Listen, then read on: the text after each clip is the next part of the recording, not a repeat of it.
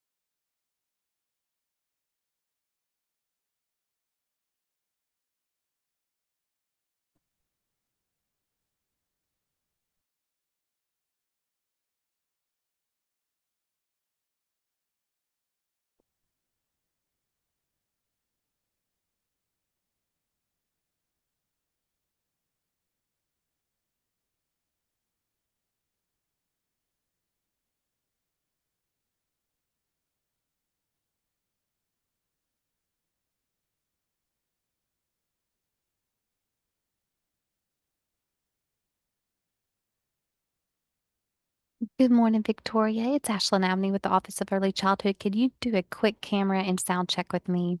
Yes, absolutely. I can hear you just Okay, fine. good. Make sure I can see you. And can you see All right. me? Yes, I've got you. All right, we'll get Okay. started in just a few minutes. I'm still looking for Tasha. Is she going to be joining us today? She will be. Let me make sure that she's got the right link.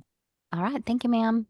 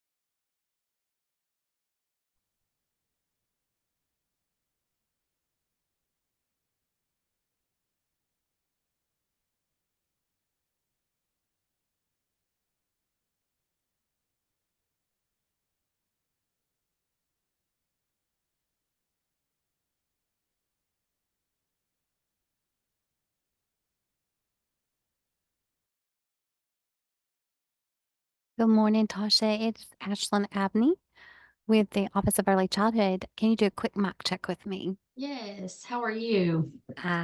Great. I can hear you. So Can we're you hear me all set. good? Mm-hmm. Okay. We're all Thank set. you. You look good. All right, guys, I'm going to let everybody in now. We'll get started in just a minute.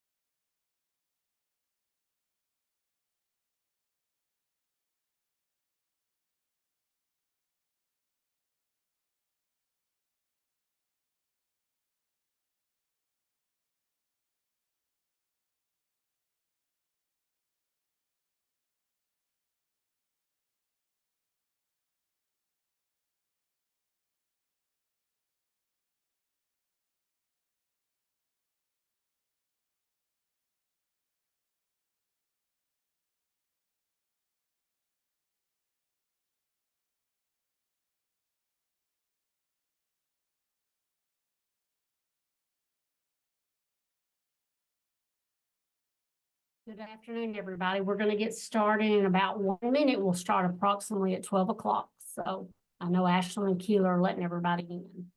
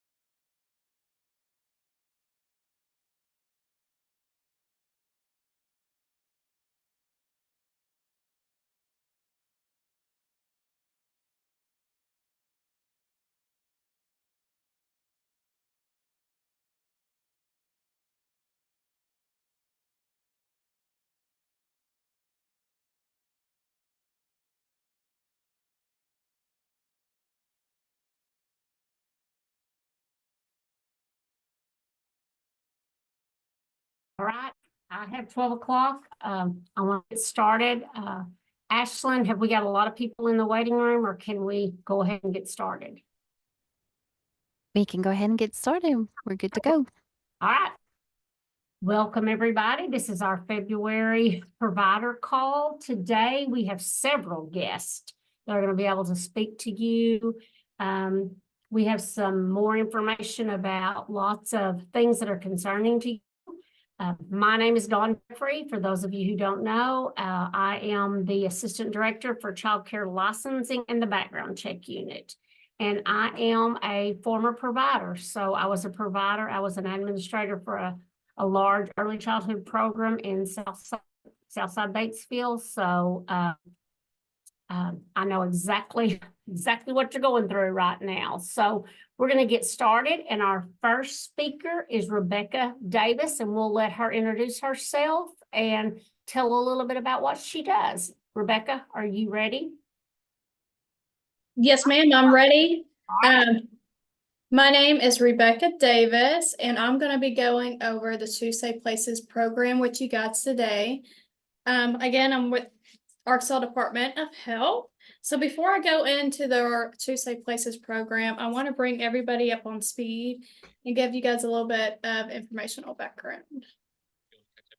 So, environmental and chemical hazards. We use chemicals every day to make products, provide energy, clean our homes, prevent pests or bugs getting into our home, and to maintain our lawns. So chemicals are used every day by us and businesses, and they're being released into the environment. When they're released into the environment, they don't stay in one place. A lot of these chemicals are known to be dangerous. And some of the chemicals that was used in the past are banned today, but they're still persistent in our environment. So how do we get exposed to these chemicals in our environment? There's a couple of different ways. It could be dermal exposure through the soil, such as arsenic. It could be inhalation, which is breathing in the air, such as tobacco smoke. You see that dark air image on the right side of the screen. Gases also can be odorless and invisible, such as carbon monoxide or radon gas. Radon gas is the second leading to lung cancer, and it's naturally occurring. It could be eating or drinking contaminated items, such as fish. It could be mercury in fish. We have several advisories within the state. It could be drinking contaminated water. Well water does not have to be monitored by the state or federal government if you have less than 25 consumers. So that's how you could be exposed to chemicals in your environment. So bringing it back to a child care setting, in a child care setting, where could chemicals come from? That's a good question. It could be the previous use of the property, so manufacturing, farming, dry cleanings, nail salons, and warehouses. Dry cleaners and nail salons are known to have a byproduct gas that is very toxic and it's very expensive to clean up. It could be nearby businesses, highways, or railroads.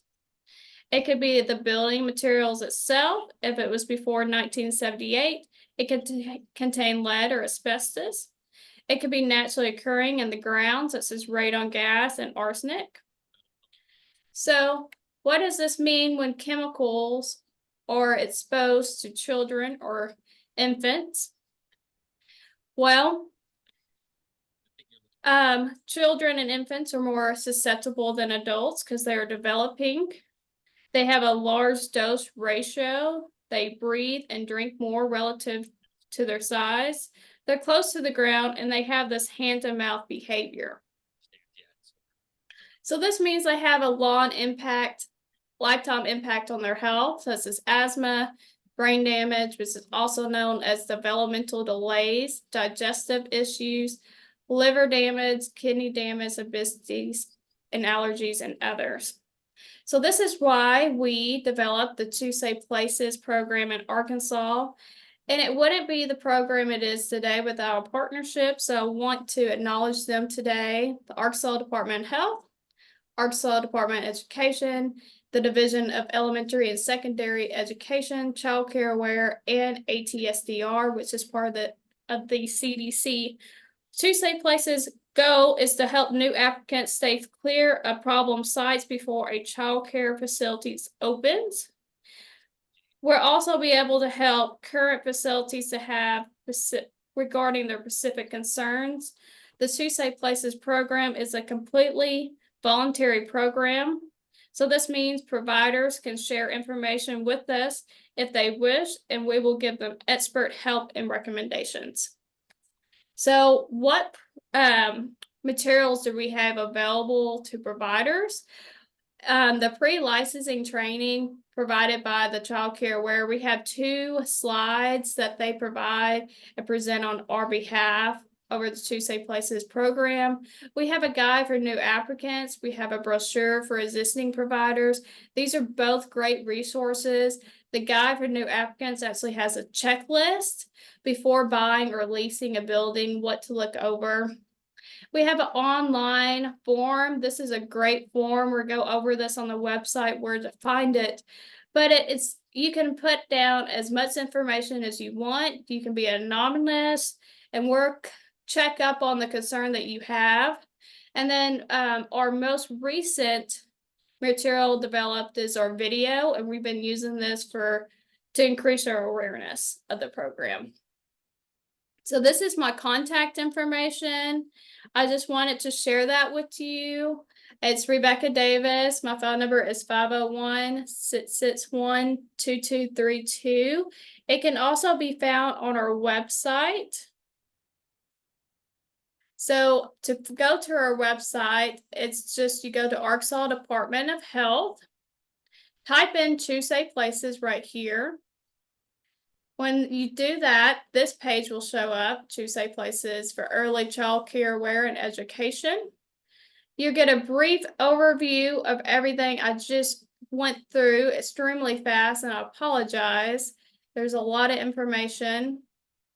But I really wanted to show you guys where our resources are, because this is where you can read more about our program, share our information, watch our videos, get a hold of us if you have any problems environmentally or chemically. Call us. We'll provide advice and recommendations for you and try to assist you as much as we can.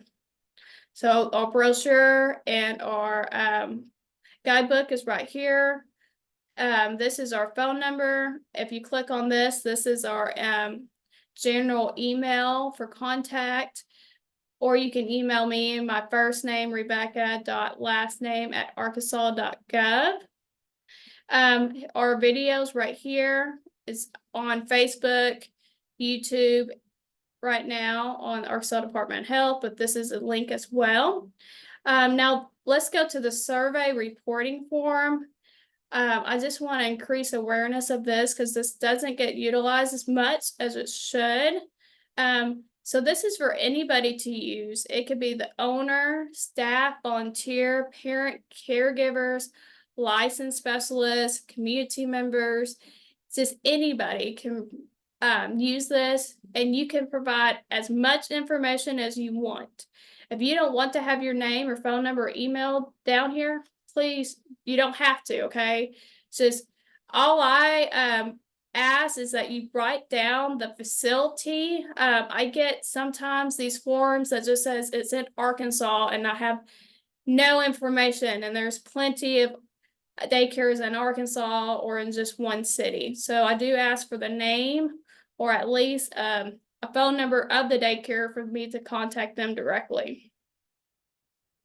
The next page is more about what your concerns are.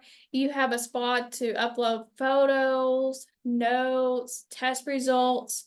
With the Arkansas Department of Health, I don't know if you realize or not, but regarding test results, this is open to the public. If you have any environmental test results, we'll review it and give you our comment back, and that's a free service that the health department offers.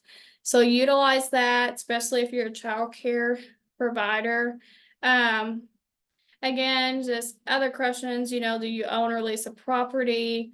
What year is that constructed? Because we're looking for that magical number in 1978 to see if it had less lead-based paint or asbestos. And then documents, again, we review environmental site assessments for free and give you a health consultant letter, which is just a letter of our recommendations and our analysis of the results. And then our next page is going to be more of those questions that I went over about routes of exposure. So drinking water, if it's from a private source or well water, does it have a septic system? If it was constructed before 1978, and then again about radon, because radon is the second leading cause of lung cancer, and it's naturally occurring. We did just update our radon map for Arkansas, and it's online as well. You just go to our website and type in radon and look for the map. And then you just submit the page to that form. It's pretty simple, and then we'll get it by email, and we'll be able to respond accordingly. I didn't have much time for questions, but if there is any questions, I am open to take some regarding time permits, or you can feel free to shoot me an email or give me a phone call as well too. All right, Rebecca, I think there's some questions in the chat box, but I think you've answered them all. Okay. We got your name, your email, your phone number. There is one on here. Is there a form for reporting possible regular dumping? So regarding like trash dumping, or is it like medical waste? Melinda. I live on a road in the county, and it's my understanding that a person purchased property who was a construction person specifically for the use of dumping material from the buildings that they were tearing down or whatever. And I didn't know if that there's somebody else who's bought the property and is now trying to clean everything up. But I didn't know if that was even legal or if there was a hazard involved in that. Yeah, so So- that's a really good question. So building materials can be hazardous, so that's a great question to bring up. Arkansas Department of Environmental Quality handles those questions and those complaints. They actually have an investigation team. I will take down your number. Well, actually, if you can just send me an email and I'll give you that contact for that. That'll probably be the easiest. All right, Melinda, did that help? Good. All right. So we have two more speakers. And the first is Tasha Smith. She's the director of the Early Childhood Mental Health Programs at UAMS, and we have Victoria Spradley. Victoria, I may have just butchered your name, and I'm sorry. And she No, is you did a perfect job. and she is the outreach program manager for the Psychiatric Research Institute at UAMS too. So they're going to speak next. Thank you for having us. We were really excited about sharing this new project that's going on and able to share with people that are working out in the early childhood field. So thank you again. So I wanted to start with a few facts and then we'll go into a couple of components. We know that right now there's a large percent of early childhood educators that leave the field each year. And we know stress can often lead to burnout, changing fields, and staff turnover. And I think that many of us often feel that right now.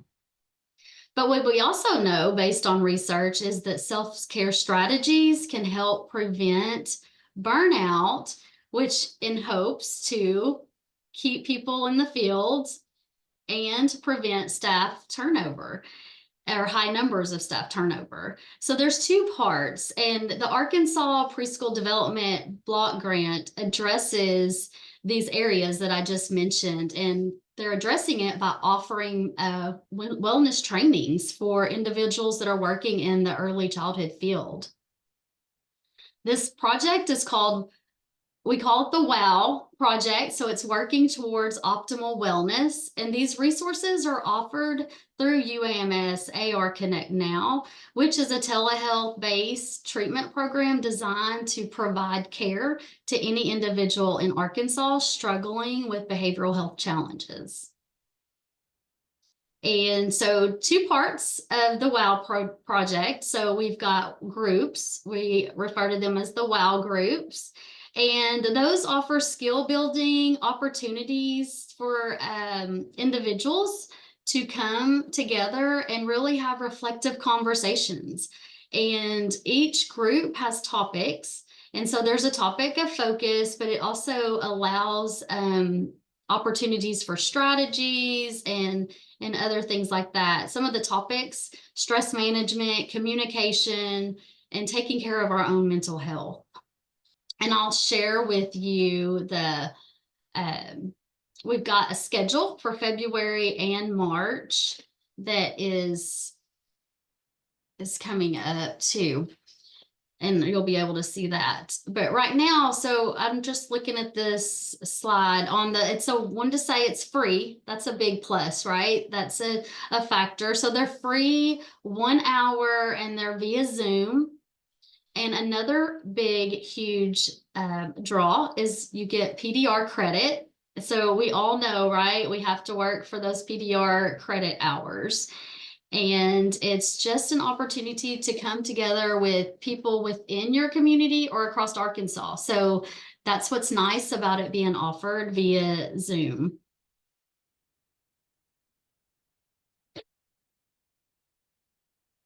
And like I said, February and March, we already have topics that are on the calendar and they're ready to go. Here are a couple of the topics right now that we are looking at. It's Intro to Mindfulness. And actually today at 1 and 4 o'clock, just if anyone's interested, there will be a group offered Intro to Mindfulness. And it's very basic, just the basics of mindfulness. So they're going to learn, participants will learn what is mindfulness, the use of mindfulness strategies, how can these strategies promote optimal wellness, and there's also an opportunity to practice these strategies within that hour. Another topic is taking care of yourself, and it focuses on stress and stressors, and how do we, how can we sometimes contribute to our own stress? How do we use self-care skills to reduce the effects of stress? And really just, I think one of the most important components of this part is how do we tap into our own strengths and engage in better self-care? And another one that is being rotated in right now is effective communication. And this is just how and why effective communication is critical to our own wellness, ways that we can respectfully engage with others and still express, what our own needs are and our own boundaries.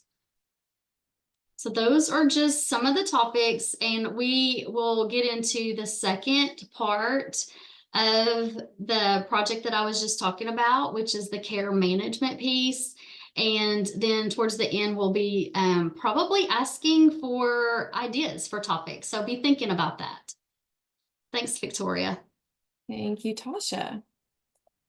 All right, so in addition to those free WOW groups, as we're calling them, working towards optimal wellness also will offer free, I cannot emphasize that enough, free care management services for our early childhood educators and staff.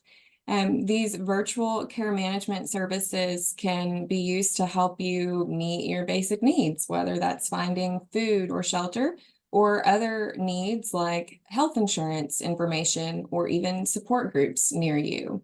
Additionally, our care managers can assist with finding appropriate mental health treatment options across the state whenever those are needed.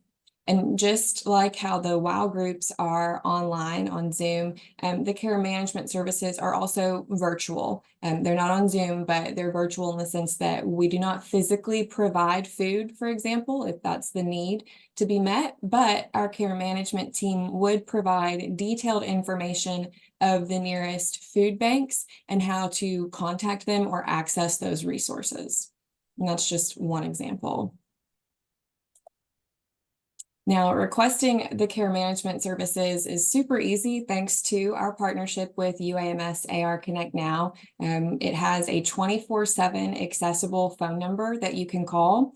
Now, this phone number is used also to schedule the urgent mental health care services through AR Connect Now. So anybody that's calling specifically for care management simply just needs to let the triage nurse know that they want resource coordination, and that triage nurse will route the request to our care management team. If you don't necessarily want to speak on the phone, that's fine. You can send an email to wow-info@uams.edu.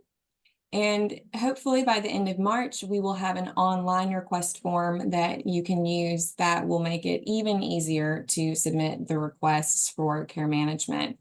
Now, once this request is received, a care coordinator reviews the resource request and will return your call or your email, usually within, well, it should be no longer than 48 business hours that they'll get back to you.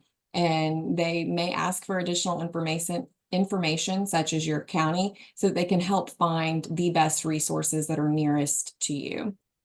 Then they'll follow up with a detailed list of those resources and how to contact them and access them. And if additional information about mental health treatment options is requested, our care coordinators will call you to discuss your needs a little bit further and figure out exactly what you're needing, and then help find the best treatment options for you. And maybe that's connecting you to AR Connect Now for the urgent virtual therapy services, or perhaps it's finding you a provider in your region of the state that accepts your insurance. And however we can be of service, we will help you. So that's a wrap on the care management portion. And since you've listened to us talk about this, we want to hear from you now. We want to make sure that these free WOW groups are accessible and helpful to you. So if you will, please take out your phones and scan this QR code. And we are asking just 2 simple questions. So hopefully this will only take 30 seconds, maybe a minute. Basically, we want to know what other topics you would like us to cover. What would be beneficial to you in early childhood education? And what time of day are you able to attend our groups? Because again, we want to make sure that if we're offering the service that we are doing it in a way that's accessible to you all. So go ahead and take just a minute to do that. And once you've submitted your poll, you'll be redirected to our registration webpage, which we strongly encourage you to bookmark in your phone so that you can send it to all of your colleagues, and make sure that they know exactly where to go to sign up for these groups. All right, Thank you. One of the questions they are wanting, and I think you've showed it, is the email. It says, who is the best person to contact with questions about the WOW training? And I think a slide gave that. Well, you may want to put in the chat box just to make it, Okay, because that way that everybody can click on it. absolutely. Yeah. Yes, it's I that answered wow. Melinda's question directly to her circumstance and also gave my email, but I'll attach the WOW again. Okay. Then this is the registration QR code. All the this is the portal to register for any of the trainings. We included this here because I know some people watch the session recorded and may want to be able to go and access a training, sign up directly. All right. Thank you. But thank you all for giving us your feedback. Yeah, that's great information. Thank you very much. All right. Our next speaker is our own Wendy Ishman, and she is going to talk to you about the expansion of child care assistant for early childhood employees and adoptive parents. This is amazing news. Some of you already know about it, but Brandy's going to give you an update. All right, good afternoon, everyone. Let me get my screen pulled up here for you.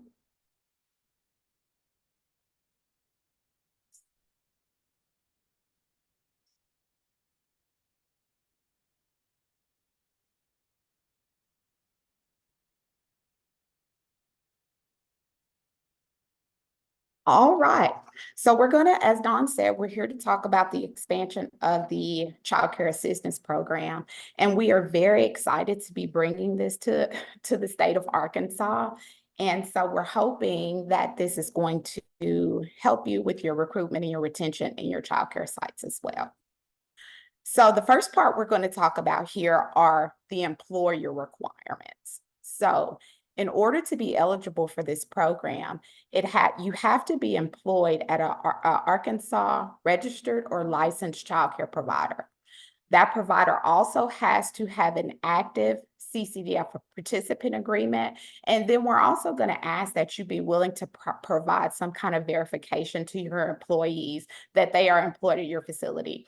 We see a lot of check stubs that don't quite identify where that person is employed. So you may want to take time to create just some generic letter that says, hey, John works here at ABC 123, something along those lines. We do want to specify and make sure that we bring to everyone's attention that CCDF does not pay for parents to care for their own children. So as we have more employees that begin to enroll into the CCDF program, please make sure that those employees are not taking care of their own children. So children should not be in the same classroom with their parent if they are enrolled in the CCDF program. Please make sure that if you have questions that are popping to your mind right now as I'm going through, just please go ahead and put those in the chat box. And we have some team members on that are going to be assisting with those questions. All right, so now let's look at the child care worker requirements. So at least one adult in the household must be actively employed at an Arkansas licensed or registered child care program. This program has to have an active participant agreement. So we've had a lot of questions come to us in regard to, hey, what about if there's a two-parent household? Both parents, if it's a two-parent household or one, both parents have to be working a combination to equal 30 hours a week. So that combination is work, or it could be school or a training program. All 30 hours do not have to be at the child care provider. So you just have to be employed with that child care provider. Say your floater is only working about 10 or 15 hours at your child care site, and then the rest of the time they're working at Walmart. That is completely acceptable. We just have to see those check stubs and see that that verification that you're going to provide for your employees, showing that they are working at your site for them to be eligible. The second adult in that household does not have to work at a child care site, but we do need to verify that they are meeting eligibility, and we do need to verify the income that's coming into the house. As we see the next bullet here, income guidelines are going to be waived. However, we are still required to verify that information. So yes, the second adult in the household does have to submit paycheck stubs to us as well. Now, one way that an application will be denied is, a lot of you are familiar with how our application looks. There's a checkbox that says, do you certify that you have or do not have assets in excess of $1 million? If you have employees that have assets in excess of $1 million, that application will be denied. Federally, we cannot serve anyone that is exceeded $1 million in assets. Okay. Let's look at the child care worker requirements. Authorizations for children will only be extended to providers who have an active CCDF participant agreement. I think that is something that most people know already. Your child has to attend a program that has a CCDF participant agreement. You have to work for a program that has an active CCDF participant agreement. However, your child does not have to attend the same program that you work for, okay? Both programs just have to have the agreement, but it does not have to be the same program. A lot of parents don't want their child to attend the same program that they work for. And whatever your circumstance is, we just want you to know that they do not have to be one and the same. We're also going to look at waiving the 60-month lifetime limit in any copays for this population of people, okay? So let's talk a little bit about child care worker application process. So everyone will need to apply for this program.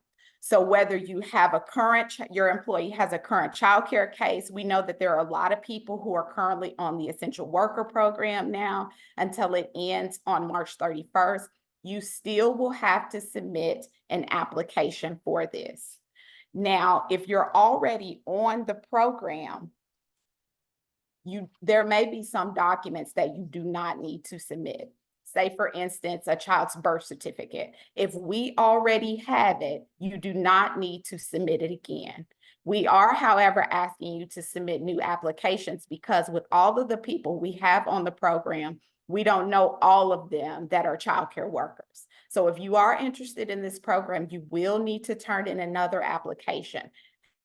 However, if your residence has not changed and you've already submitted proof of residency to us, you do not need to submit that again.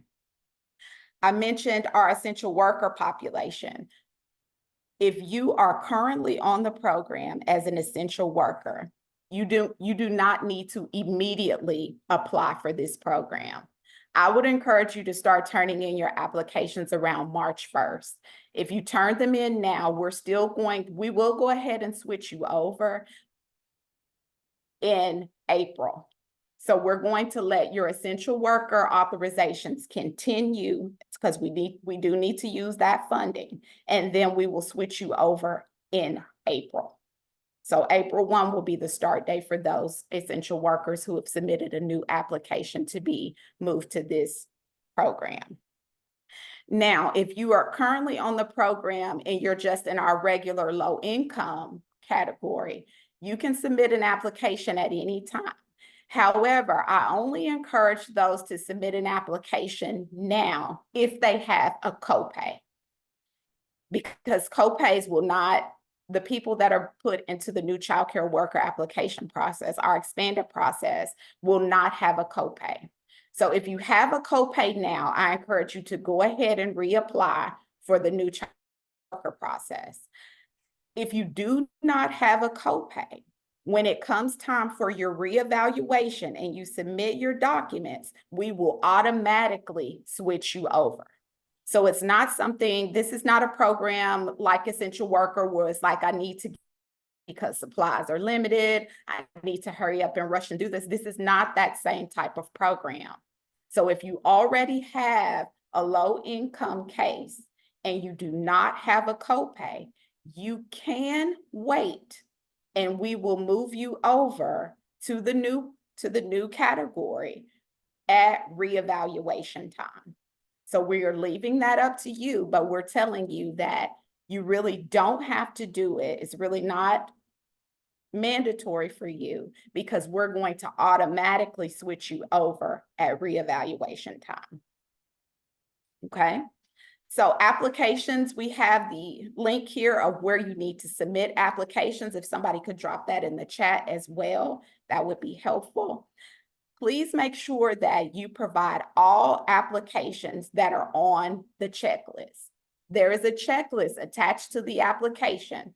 We're asking that you please satisfy that checklist unless you already have a case and you've already submitted those documents.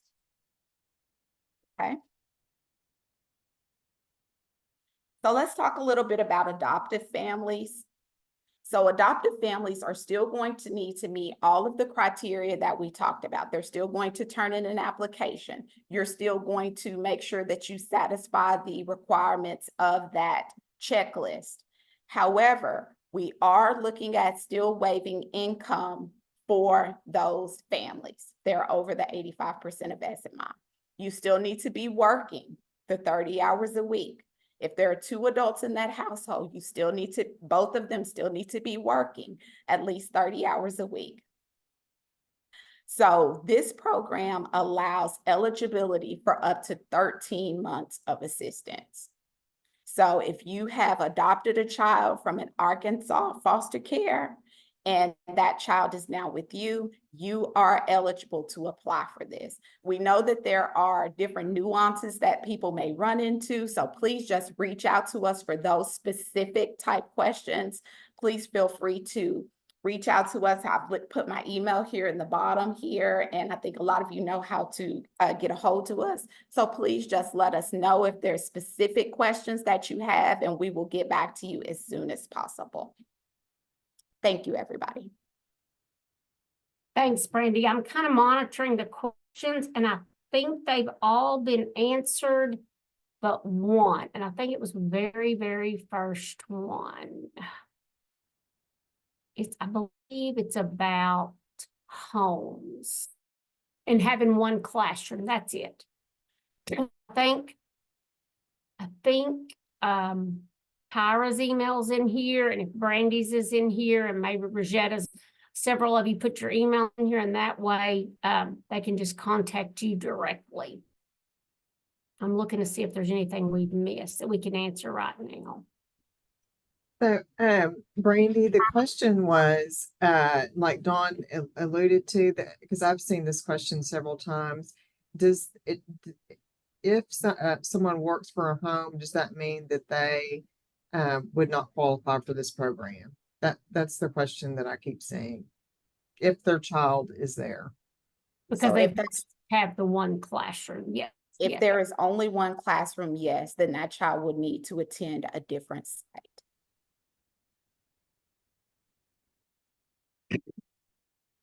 And Brandy, I had a question about where programs could find the CCDF participation agreement if they are not currently participating.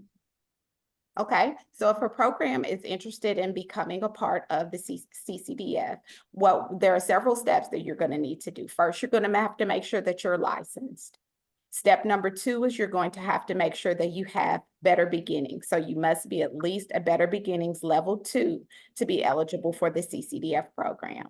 Step 3, after you've satisfied licensing and Better Beginnings, then you're going to move forward to CCDF. So you can reach out to our office and we will get you what's called a password, and we will get you on the right track from there. So I believe Tyra's or Patricia's information may be in the chat already. So those are our 2 team members that you can reach out to, and they will get you started on your CCDF participant agreement.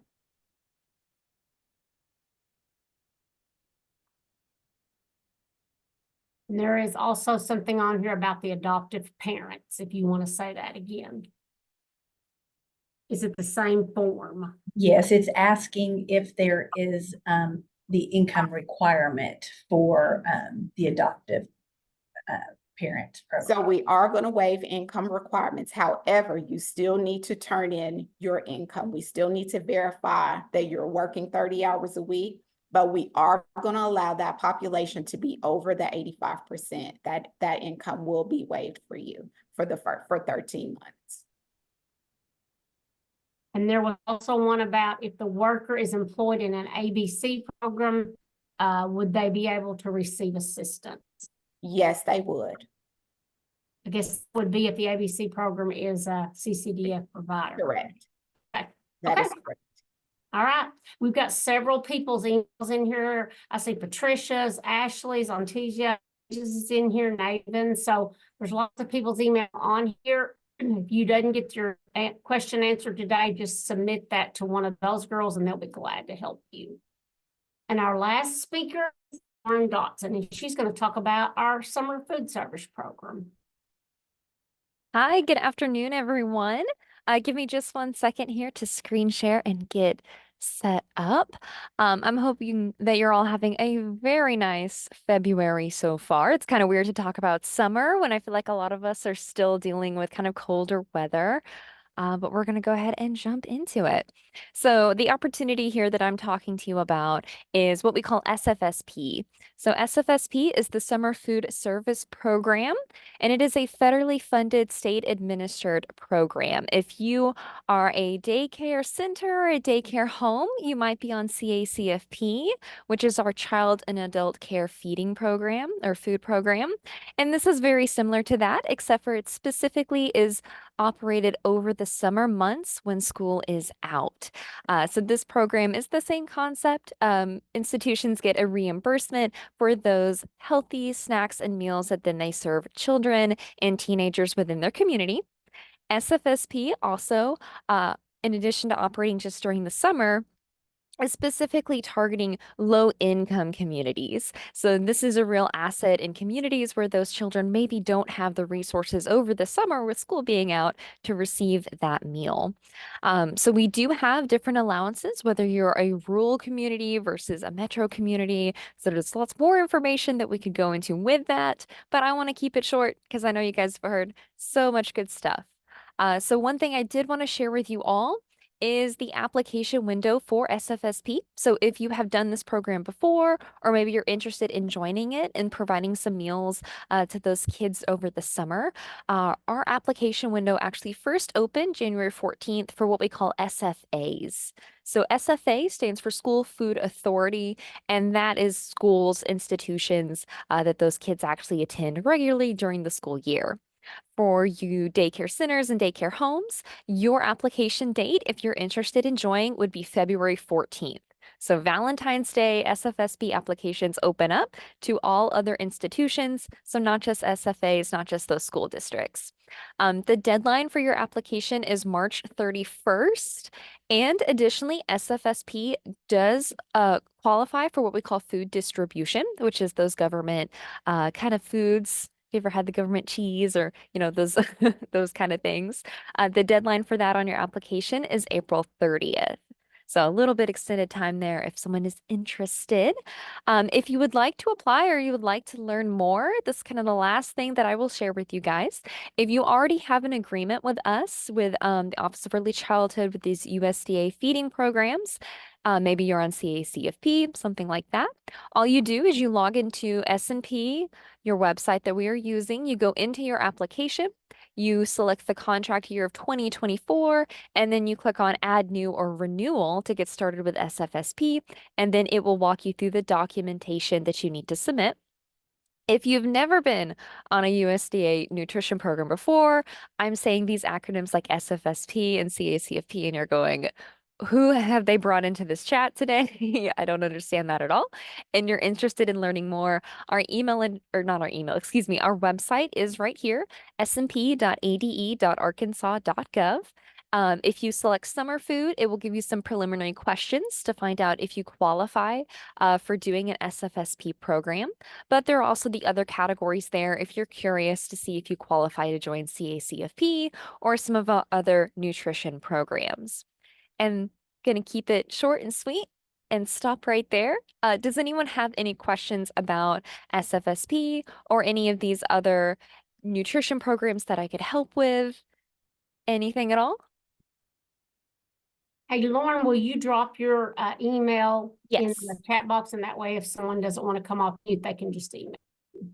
Absolutely. If you need links, if you need more information, maybe not for you, but you want to share a flyer or something with your friends or something, please let me know.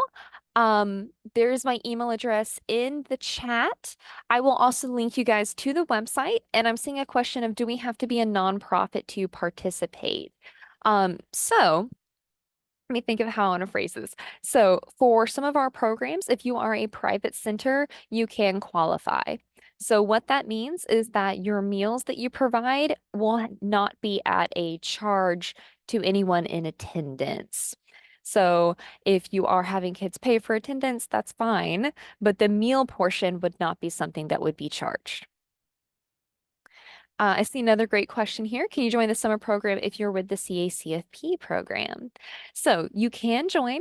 The way that that works is that with CACFP, you're of course looking at that early child care. You're looking at, your before school aged kids. So your SFSP agreement would be for kids that are school aged if you were going to host them over the summer. That's an excellent question.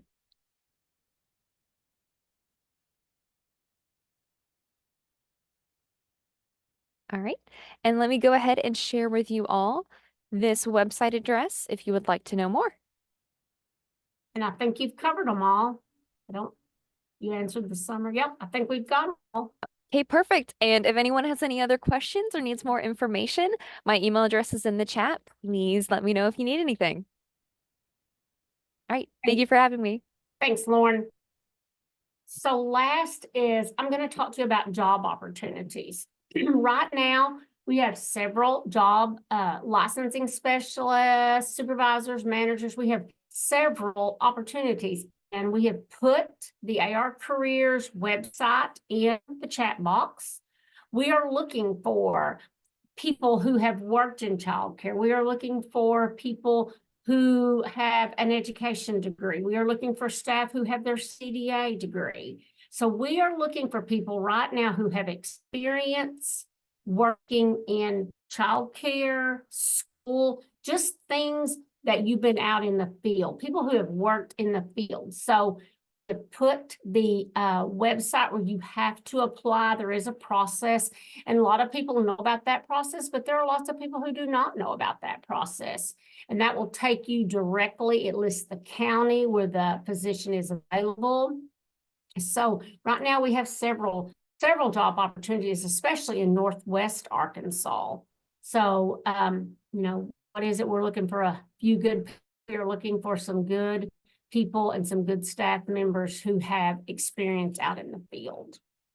And then I wanted to end it with our next meeting is March the 5th, 12 o'clock, just like always. And if you have any questions before we jump off, if you want to put those in the chat. If not, we'll watch for it for a couple of seconds and then we will adjourn. I see Lauren. Yep, there you go.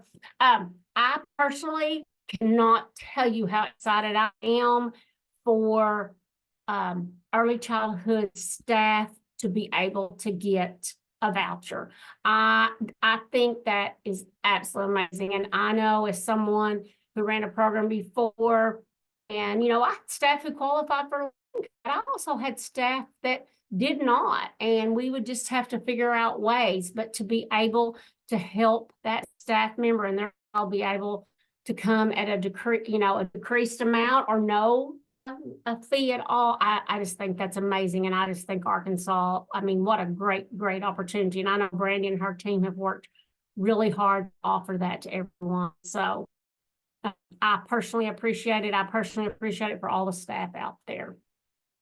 All right. Did I want to speak on 1099s that came out that were doubled? I do not know anything about those 1099s. Well, I actually know about that, Dawn. There you go. There you go.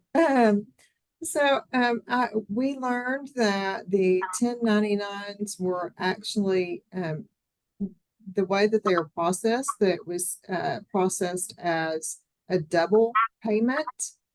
And it was just an error in the system, and they are generating new 1099s. and those should be on their way out to you shortly. All right, thanks, Paige. This, this call has had a lot of great information. It will be posted, so if any of your colleagues, you always tell them to watch this version. It'll be posted on the website. All right, and I see Brandy's reached out about home, so just reach out to Brandy. All right, thanks, everybody. Enjoy this sunshine. Bye-bye.